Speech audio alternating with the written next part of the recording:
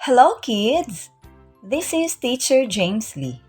Today, we will learn about the five senses.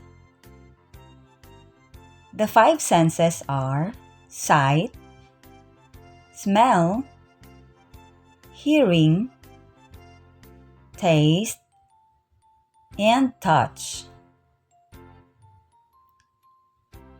Eyes are the sense organ of sight. We are able to see the shapes, colors, and sizes of the objects around us.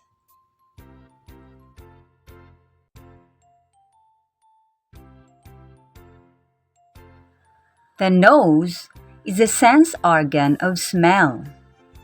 We are able to smell if the object is fragrant or stinky.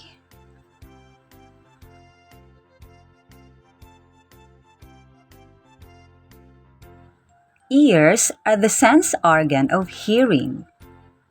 We are able to hear if the object produces loud or soft sounds.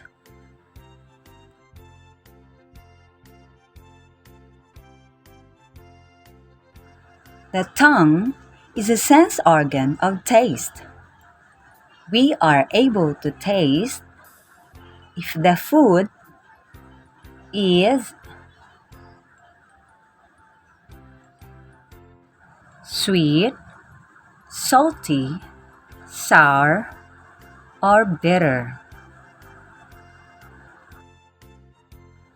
Our skin is the sense organ of touch, and it allows us to tell what the temperature is.